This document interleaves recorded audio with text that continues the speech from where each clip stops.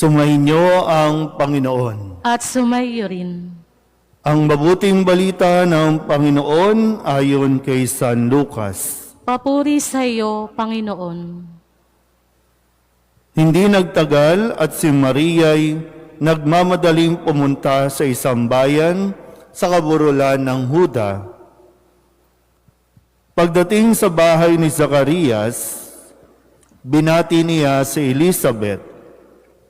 Nang marinig ni Elizabeth ang bati ni Maria, naggagalaw ang sanggol sa kanyang tiyan. Napuspos ng Espiritu Santo si Elizabeth at buong galak na sinabi, "Pinagpala ka sa mga babae at pinagpala rin ang dinadala mo sa iyong sinapupunan. Sino ako upang dalawin ng ina ng aking Panginoon? Sapagkat pagkarinig ko ng iyong bati, ay naggagalaw sa tuwa ang sanggol sa aking tiyan. Mapalad ka, sapagkat nanalig kang matutupad ang ipinasabi sa iyo ng Panginoon." Ang mabuting balita ng Panginoon. Pinupuri ka namin, Panginoong Hesukristo. Isang magandang umaga po sa inyong lahat. Tayo po ngayon ay nasa ika-4 na linggo ng Adbyento at atin na pong nasindihan ang huling kandila, ang pang-4 na kandila sa korona ng Adbyento. Balikan lang po muna natin ang ilan sa mga paalala sa atin bilang bahagi ng ating paghahanda sa pagdiriwang natin ng kanyang unang pagdating, ang Pasko ng Pagsilang. Noong unang linggo, ang paalala sa atin, tiyakin natin na huwag magumon ang ating mga isipan sa mga alalahanin sa mundong ito at huwag magumon sa kalasingan at sa katakawan. Yan yung pinapaalala sa atin dahil baka nauubos na yung ating oras sa lahat ng mga paghahanda, external na paghahanda. Ngayon, siguro naman ay okay na tayo, nakahanda na rin kayo, ready na kayo sa mga lulutuin, sa mga ihahanda, sa mga pag-aayos ng bahay. Noong ikalawang linggo naman, ang paalala naman sa atin ay tiyakin din natin na yung pinakamahalagang paghahanda, yung pangloob na kalooban natin. Kaya nga ang sabi, noong ikalawang linggo, pagsisihan ninyo at talikdan ang inyong mga kasalanan. Humingi ng tawad, magpatawad.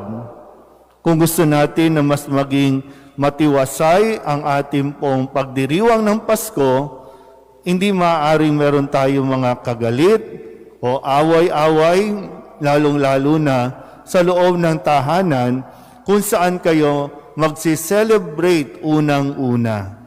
Dahil kung hindi okay, kung hindi magkakaroon ng pagpapatawad sa loob ng bahay, ano mangyayari? Lalabas kayo ng bahay, hahanap kayo ng ibang mapupuntahan, hahanap kayo ng ibang lugar kung saan ninyo mararanasan yung saya sa araw ng Kapaskuhan kahit sandaling oras lang. Naintindihan po ba? Kaya, mababaliwala yung mga external preparations, yung mga bagong damit, bagong laruan, masasarap na pagkain, kung hindi naman kayo natutong magpatawad o humingi ng tawad.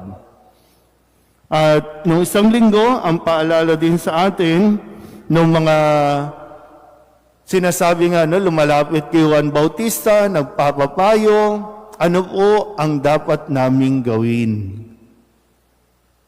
Siguro naman, at this point, kung tutusin po, alam naman natin kung ano ang dapat gawin.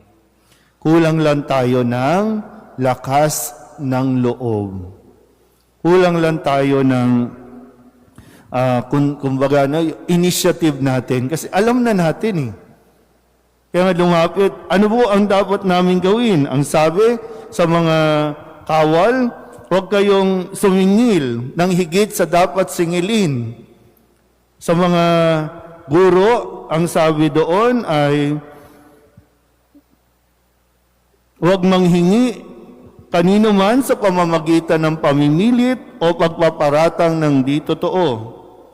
At gayon, yung halimbawa na ibinibigay sa atin ni Maria sa ika-4 na linggong ito. Yung tayo po ay matutong maglingkod. Marami tayong grasya, marami tayong biyaya na natanggap sa Diyos. Pero kung magpo-focus ka doon sa mga wala sa iyo, tsak, mauuwi tayo sa pagrereklamo. At ang pagrereklamong ito ang magdadala sa atin sa paglayo sa ating kapwa.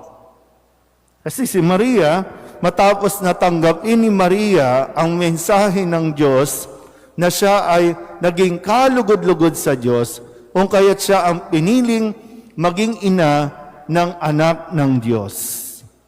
At anong ginawa ni Maria nang tanggapin niya ito? Pumunta kay Elizabeth at binaglingkuran si Elizabeth. Pero yung tao na nakatanggap ng pinakamataas na pagkilala, pagtingin mula sa Diyos, siya pa itong naglingkod sa nangangailangan ng tulong. Minsan na maganda rin na mapaalalahanan tayo. Paano nga ba talaga tayo nagre-react o nagre-respond sa mga biyaya na binibigay sa atin ng Diyos? Kaya ba talaga natin yung hinihingi natin at dinadasal natin, lalong-lalo na pagdating sa estado ng buhay? Gusto mong yumaman, gusto nating mas umangat pa sa buhay, pero ang pag-angat ba natin, kaya ba natin talaga itong panghawakan? Ibig sabihin, di ba, marami sa atin, konting angat lang, lumalaki agad ang ulo. Yung mayabang. Kaya, kapag nakagraduate, kapag nakapasa na sa board, ba't ko gagawin niyang maglinis? Ba't ko mahahawakan niyang map? Graduate ako. Di ba may maganon tayo mga pag-uugali? Kung sino pa yung may pinakamataas na pinag-aralan, yun pa yung hirap na hirap gumawa ng mga simpleng bagay. Pagtulong sa gawaing bahay, pagtulong sa gawain sa lipunan, kasi ang daladala natin, yung mga titulong nakuha natin, na para bang ito ay nakuha natin dahil sa tayo ay magaling. At nakakalimutan natin na ito ay dahil sa pag-ibig sa iyo ng Diyos. Ibinibigay ito hindi para sa iyo lang, kundi upang ikaw ay maging pagpapala din sa iba. Kaya tingnan mo rin, tingnan natin kung minsan ito rin yung pinagmumulan ng mga hindi natin pagkakasunduan, pinagmumulan ng mga tahimik o silent na pagsiselos, pagkainggit. Kaya nauuwi tayo doon sa mga nauna pang mga mensahe. Yun lang naman yun, di ba? Nayabangan ka sa kapitbahay mo, naangasan ka niya, dahil sa inugali natin. Kaya nawa, katulad ni Maria, matuto tayong dalhin si Kristo na siyang tunay na dahilan ng ating pong mga biyaya. Amen?